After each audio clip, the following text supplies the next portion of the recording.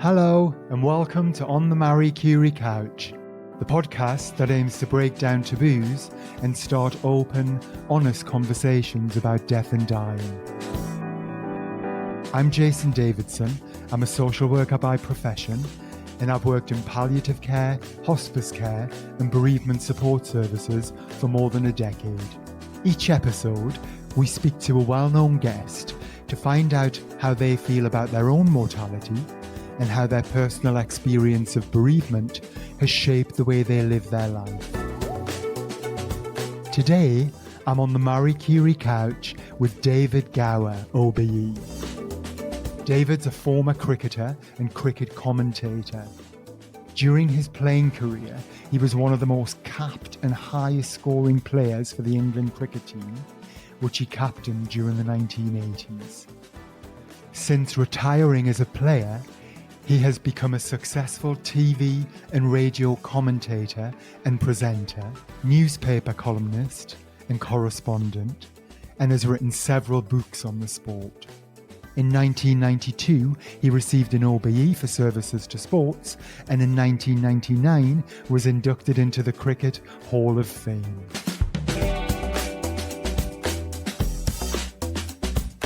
David Gower, welcome to the Marie Curie couch. Well, I'm lying down. No, I'm not lying down. I'm happily sitting, almost upright. Good. How are you? By and large, pretty well, thank you, yes. I wanted to begin today, David, by asking if you could tell me about a significant bereavement you've experienced in your life. Well, the two most significant will always be parents. And my father died young, 55, give or take. My mother, not much longer, 60. Both of them had medical conditions that were the main factor in that. So I got to that stage, I suppose, younger than most. I must have been, give or take, 16 when my father died. I would have been 26, 27 when my mother died. And my father had MNDs, so there'd been a longish time, a good sort of 3-4 years, where we knew what would happen in the end. My mother, because I was away at school for a lot of that time, my mother had to deal with that pretty much single-handedly, which she did stoically. I remember sort of certain things about that time as well, special times, where with MND, of course, you lose all function, all motor function. And it's the worst part of it is you have a fully functioning brain, but a zero functioning body. And what he did and what we did to try and help him, he'd been a very active man, very sporting, but always busy. But what we did when he was now immobile was we played a lot of classical music to him. Obviously a very different era with physical records, record players. So one of us would be putting a record on, dropping the needle down, adjusting the volume and leaving him to it. But he also took the time to read and learn about the composers he was listening to. So that was his way of somehow doing something slightly positive in amongst a long period of time where everything else was very negative. So when he finally went the last week or two hospital, and there was that morning where my mum just came to me and said, I've got news, I'm afraid Dad has died. And it was just a quiet time. I suppose because we both knew it was coming.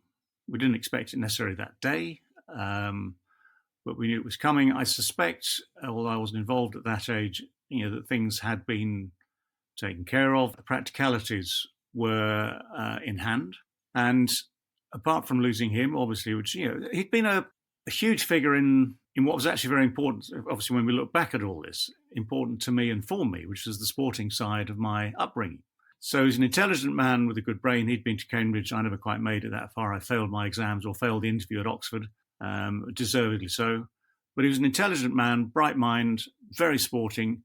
And the things that he passed on to me were part of the intelligence and a lot of the sport.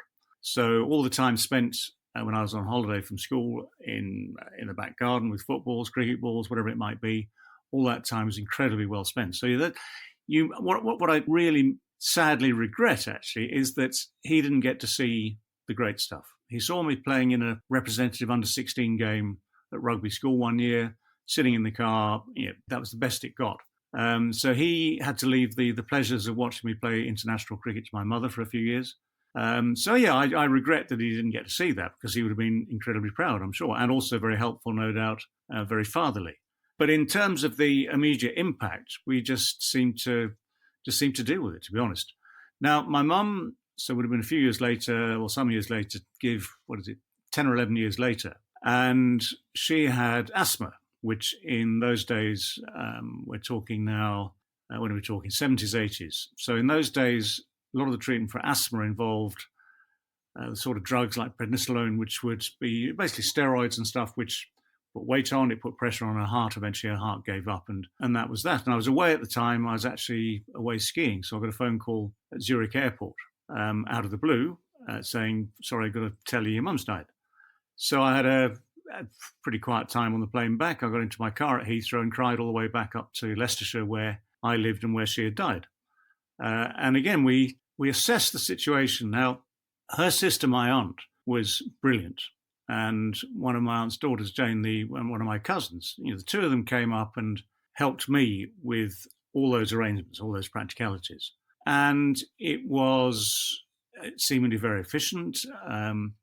We actually managed to get a funeral in within the week. And believe it or not, I then got on a plane and went to the West Indies to captain England against the West Indies for the next 3 months. And we can talk about that in a moment, if you like. But the things just got done. So whether or not we have a family ability just to get those things done at the time. And the other thing I remember actually sort of very poignantly was going in to sort of say, because I hadn't been there obviously at the moment, going in to say a final farewell to my mum as she lay at the undertaker's, which is an extraordinary thing to do. It's one of those things that I remember it sort of reasonably clearly. By now you are not hugely experienced in life at 27, but you are relatively grown up. And there's just that sort of thing in your mind, isn't there, where you think, well, what's it going to be like? Because this is the first time I've ever seen any dead body in front of me, let alone that of one of my dearest loved people, my mother. And again, there's a sort of certain, not numbness as such, but just a certain calm which came, and I held her hand and shed a tear and said goodbye and as it were, left, dare I say it, left her to it. And then things get done. And then I think people said, well, are you sure, for instance, that you should be going on tour? Touring the West Indies in those days was hiding to nothing in many ways, certainly on the cricket field. Lovely to go to the Caribbean for 3 months, January, April, any year, to be honest. I just took the view that, what could I do? If I sat at home emptying a house, that would just be glum and sad. And, you'd be sort of juggling memories for 3 months on your own, pretty much. Whereas if I went out and got my teeth stuck into this arduous tour, there would be, that would be much more beneficial, both in the short run and in the long run. And the only concession I made was that at the start of that particular tour, you have a week of preparation. You get into the first of the games against, in our case, I think it was the Windward Isles down in St Vincent. And I just took that game off. I just wanted just to have a little bit of time, knowing how much was still to come over the next 2.5 months, to, as it were, just sideline myself briefly, just try and gain some personal time. Which in the end, without going into the details of a game of cricket, was unfortunate, because the side, not because I was absent, but in my absence, then lost a game to one of the worst sides in the Caribbean of that era. So it wasn't a great start to the tour. And I was on a yacht with a fellow called Botham, with a friend of mine who happened to run this rather decrepit yacht out of St Vincent. And we were supposedly cruising the seas, just chilling out. We couldn't get out of it's Young Island, the bay at Young Island. We couldn't get out of the bay because this yacht had a failed motor.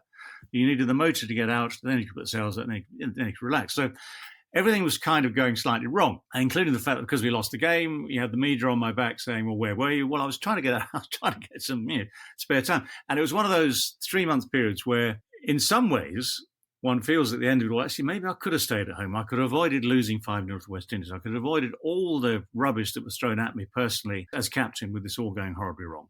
It could have been a bit different, but actually I would defend the decision all the way through, because the big point was to be active, occupied, both mentally and physically. And in fact, the biggest regret, the one final regret I have of that time, was that before I left, I'd said to my aunt, I said, look, I'm not going to live in this house. It's got a lot of great memories, yes, and I was very fond of home as it was, but I was already a flat owner in Leicester.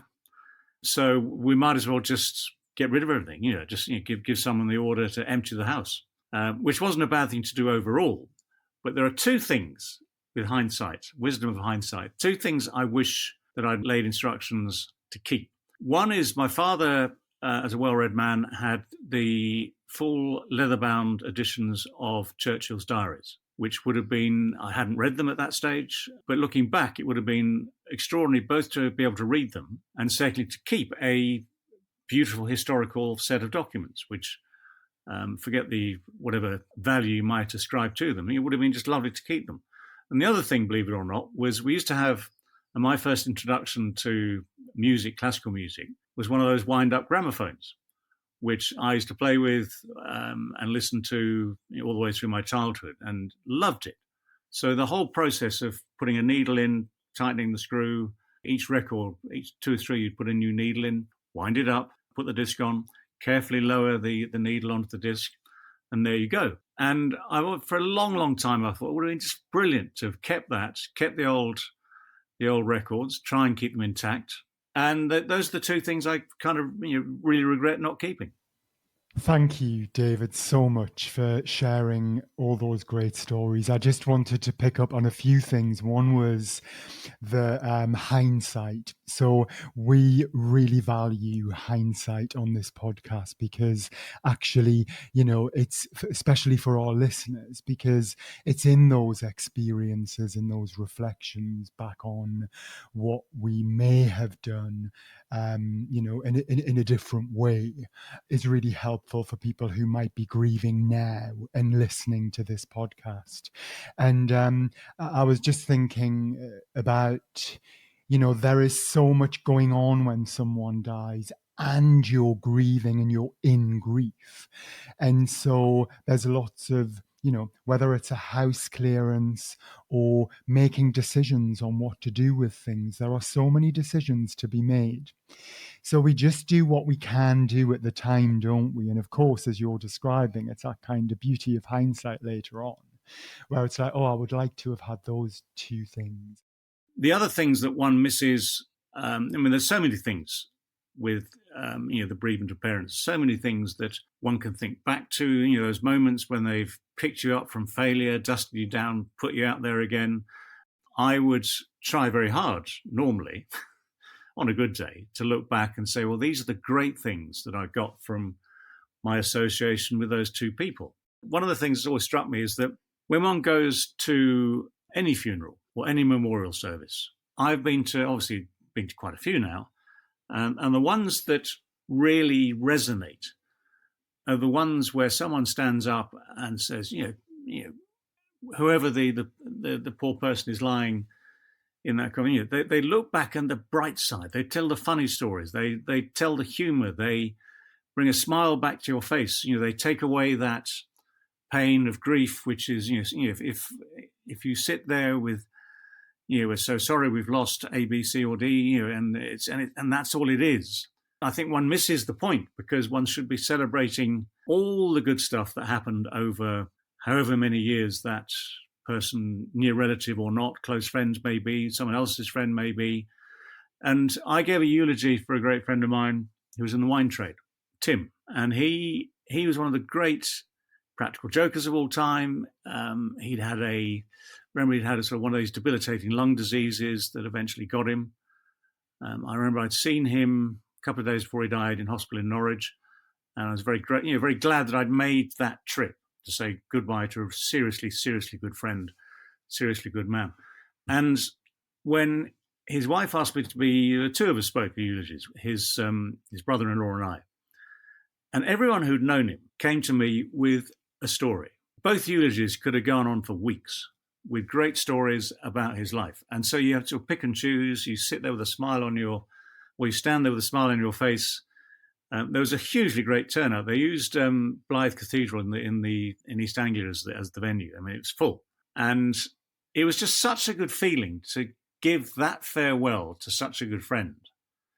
And the other thing I did at the end of that, slightly cheekily, was because he was in his most of his work had been in the port trade.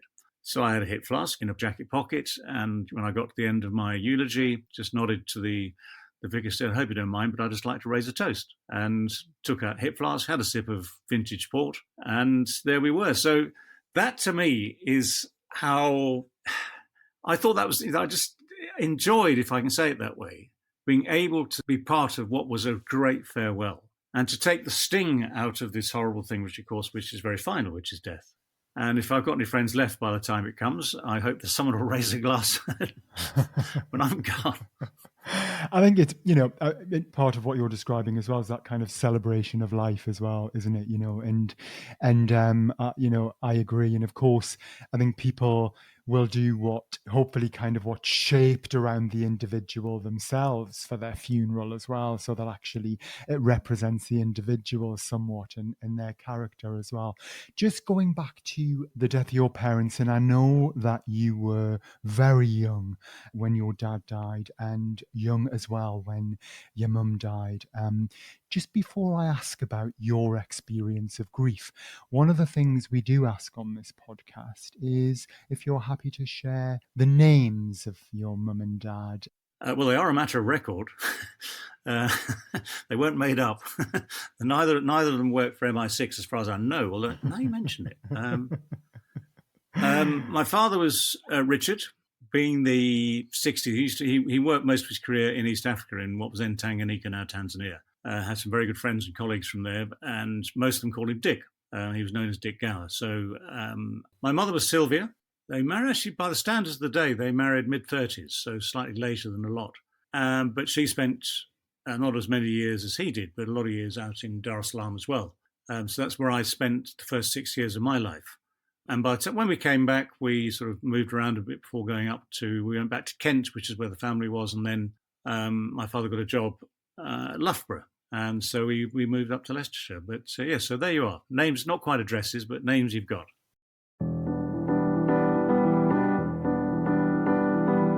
Marie Curie's mission is to close the gap in end-of-life care. We're here for anyone with an illness they're likely to die from, and those close to them. Whatever the illness, wherever you are, we're with you to the end. Find out more at mariecurie.org.uk.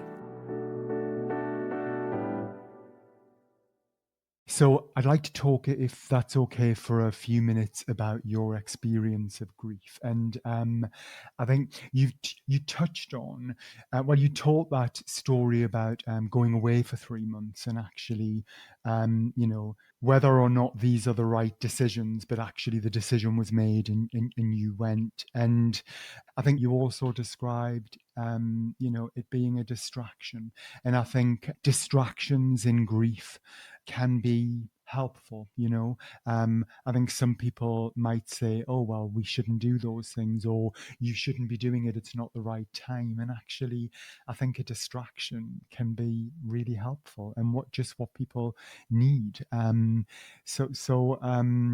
think, so that was one thing which may or may not have helped the process of grief for you. Was there anything else, do you recall, that was helpful for you when you were grieving?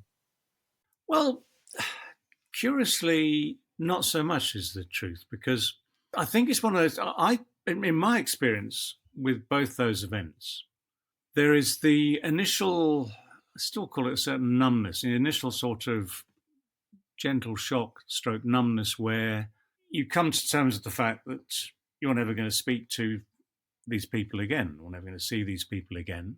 They have been, wittingly or unwittingly, your life for, in one case, 16 years, one case, 27 years.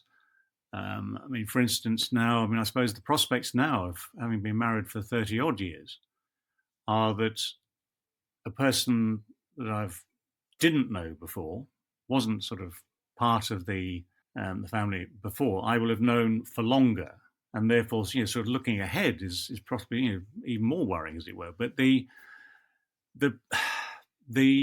at the time, both times, I suppose, because of my stage of life at both those events, was busy. One with school, one with career, and because actually one of the things that we all want to do as young people is build our own independent strength. So that independence, and I mean, I've gone through this now from the other side. We have 2 daughters, and the one thing you want to train into them is how to be independent, how to live successfully, happily, on your own feet, as it were. So I'd craved that. I mean, the interesting thing is that, for instance, when I was starting my cricketing career at Leicestershire, so at the age of, say, 18, I was still living at home. But I wanted to get away. I wanted to be part of this bigger outside world that I hadn't really seen yet. And so that meant moving out of home. So I, first of all, shared a flat with one of my teammates. When I had a little bit more money, I bought a flat. And that independence was what I wanted. I actually craved it or sought it. And again, looking back, when I talk about it like that, one of the regrets is that I didn't keep in touch with my now widowed mum as much as I ought to have done. She would, we would speak now and again, and she'd come and watch. When I started to play Test cricket, she would be, one of the great things was that the parents of people like myself, Ian Botham, the regulars in that England team, late 70s, early 80s.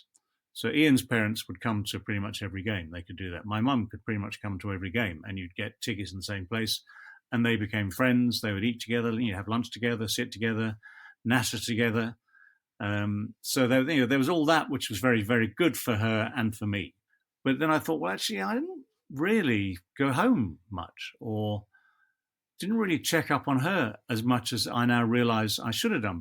And I see it painfully in the sense that, from my regret, from our own daughters now, who are slightly different in the way they communicate, but they will phone us up and we'll have a chat. It's how we're doing, and they'll come home and spend the weekend. So there's, not every weekend. It's not sort of religiously set in stone, but there is probably more contact between them and this home here than there was between me as a young man trying to make my way in the world independently and my mum back home in Loughborough. So, I mean, it all, these are the things you have time to ponder over many, many years and look back on. And they're the sort of things actually which, sharing it with friends, relatives, in casual discussion is, I think, valuable. I mean, it's exactly like this. You think, well, I wish I'd thought about that a bit more at the time, or I wish I'd had someone say to me, for instance, my aunt, I mentioned my aunt before, who was very good when my mum died. Liz, who lived down in Tunbridge Wells, so it was a long way from where I was living, but she was great support, and just one of the lovely, lovely, lovely lady with very elegant. I would see her when I could, but distance was a problem, and but she kept in touch, and so you value all that. We'd probably meet in London. Someone, she'd say, "Well, let's have lunch," that sort of thing, and those things actually are valuable. The values that come from good people like that, and the memories that come from good people like that, I think are, again, things to treasure. So one has to try, even now, where, so I've gone not quite full circle yet, I'm still waiting for that, but even now, there are things one can learn about interactions between both your own children, your immediate family, the circle of family, and of course, the circle of friends who, as we get to this age, it dawns on people, including me, that at some stage we're going to lose close friends. If I can be, as it were, blunt, I mean, a lot of the people that I've said goodbye to have been friends, maybe, but not the ones that you survive on, as it were. So you miss them, value the times you had with them, remember the good times, all the same things again. But coming up will be the bigger tests, I think, which will be the friends that have helped sustain me, the really, really close friends, and they're obviously not huge in numbers, but that'll be the thing that'll be the biggest test. Do you ever think about your own death? Yes, more in terms of I'm sure that there are plenty of great quotes from famous people about the impending possibility or the inevitability of death. But no, the overriding thought, I'm now, 67, heading 68 very, very soon, which doesn't feel particularly old. Bits of me feel old. After a strenuous game of tennis, there are bits of me feel a bit older than they used to half an hour before.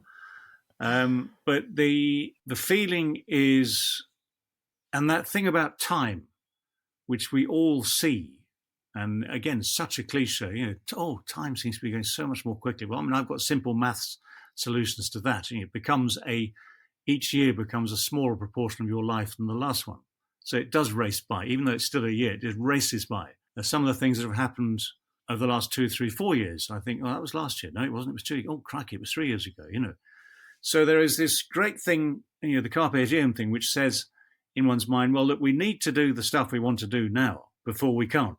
And I hate it. I mean, I berate myself far too often for the things that just drift, or letting certain things drift, and not being, so we say, more active or proactive about some of those things I'd like to do. I mean, there's still enough going on, which is great. And, we're still at a stage of life where, the socializing with one's good friends is good news. There's enough going on to keep us busy, but there's just still that feeling, still very much that feeling, especially now you mentioned it when you asked the question. It's the first thing I thought, well, actually, you cannot rely on time to be your friend forever. And again, just as an example, for instance, and it's a privilege one has with, as it were, money in the bank, but all the travel which I've treasured, which has come from cricket, so both as a player for 18 years, as a broadcaster for what is now 30 plus years, 35 years of broadcasting with travel. The immense privilege of that is being able to go to all those extraordinary places and learn about the different countries, the cultures, the whole thing, the people, meet all these extraordinary people. And in the same vein, there are, dare I say it, 10, 15 European cities or places, countries, which I've never been to. It's in effect, on the doorstep, part of a European-wide culture, which I'd like to see more of and learn something about before I go. So, I mean, my bucket list is more, some people might say, well, skydiving, we'll forget all that. I had my chance years ago. Some people might say, I need to go to India and find myself. Well, I've been to India countless times, love it. Been to Pakistan countless times, love it. So, I don't need to find myself in that sense. But I'd like to find myself in, I don't know, Milan or Budapest. I've been to Rome. I've been to Venice. I've been to Paris.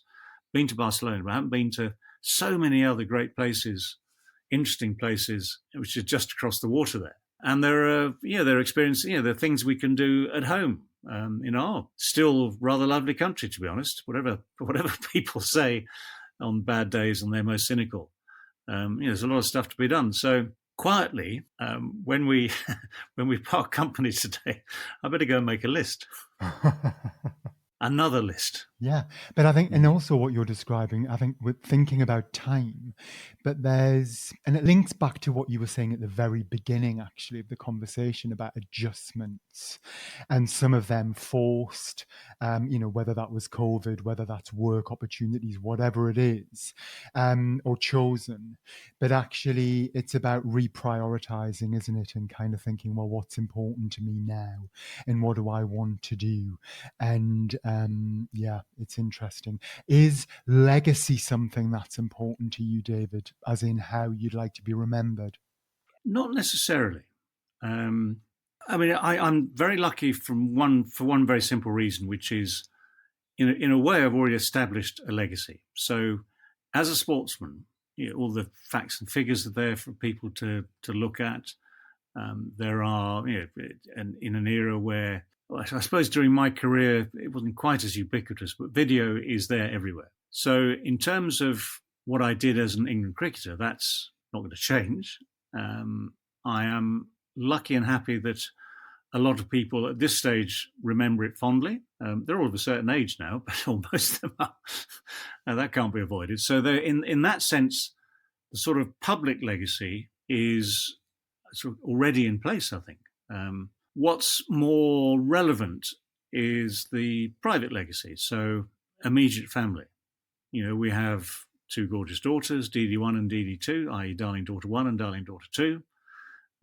They have their own takes, very different takes on life, but if one wants to be aware of a legacy, then I think I'm very certain the important legacy would be to leave them in a good place. To have their respect would be an incremental number of multiplications more important than being known to have been an England cricketer. That was fun for me. Let's face it, that was fun for me, as well as being satisfying and all the rest of it. And it's always nice. And what is nice about that, of course, is that because it worked for a lot of people who watched, then all that, all the people who come up and say thank you for that, it's touching and it's lovely and it's really good, good for one's own mental well-being. But actually, in the end, if you talk about legacy, then the most important people to be aware of with a personal, private legacy are those closest to you.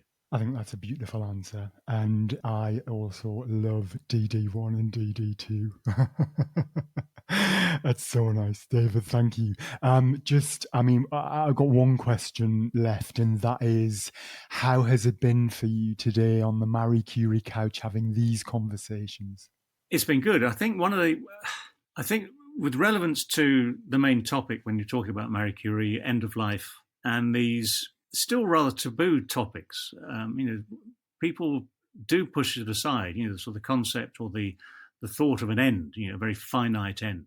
And whether it's death or all the personal things that happen to people through their lives, separation, marriage, divorce, whatever it might be, children, loss, there's so many things that we will love and miss. So everything that you could call, shall we say, a bit of a problem, which is using British understatement at its finest, needs talking about. So I've always treasured, for instance, the ability to, the closest of my friends, to be able to divulge, discuss, talk freely. And I think that's such a brilliant thing to be able to do. To have, you don't need millions, you don't need sort of a whole horde of people to unleash on, but the ability to focus on something by having to put it into words, which I think whether you actually speak about it or write about it. A lot of the time I've used the written word to sometimes put thoughts in order. And one of the good things about that is you don't have someone, as it were, questioning what you're saying to them. You're just putting those thoughts in order on a piece of paper. And that can be very therapeutic, very helpful. And I've also been quite good over the years, or good or bad, at internalizing a lot of things. And that's tough. You might be, I think that's an interesting one, because you might be dealing with something in your own mind and you look at yourself in the mirror thinking, yeah, I'm okay. I've got this under control. And yet there's still that feeling that it's not quite sort of in order. And that in fact, to be able to talk about these things, I think is very healthy. Just to pick up on that bit about dealing with things in our own mind as well is, it's only ourselves who are giving the answers as well. And so it's really good when we talk to others because we get different perspectives rather than just our own perspective. And also when we're under the weight of something like grief, then another reason it's good to talk about it is because we're not putting more weight on ourselves by expecting ourselves to have all the answers, if that makes sense to what you've just said. So when you're working it out in your own head, you've also got to be the voice of reason. You've got to be the one that gives the answers. You've got to be the responsible one. But actually, if you talk to 3 other people, like you've just said, it doesn't have to be millions, 2 or 3 or 1 other person to share the load. Yeah, it's better for us. Yeah, the thing that comes to mind there is, in doing that, at some stage you'll go to yourself, I wish I'd thought of that. Yeah. Well, listen, David Gower, thank you so much for joining me on the Marie Curie couch. Thank you for sharing some of your mum's story and your dad's story, Sylvia and Richard. And it's been great to meet you. My pleasure.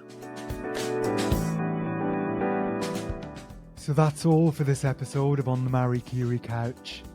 We hope it's got you thinking about matters of life and death, and perhaps starting those conversations with your own friends and family. Marie Curie's here to help, from planning ahead to coping with bereavement. You can talk through any concerns you have around the end of life with our support line team, which also includes specially trained nurses. Call us on 0800 090 2309 or search Marie Curie online. This podcast is produced and edited by Marie Curie with support from Ultimate Content. The music featured is Time Lapse by Pan-Oceanic. If you've enjoyed this podcast, please do like and subscribe. Thanks for listening. Until next time, goodbye.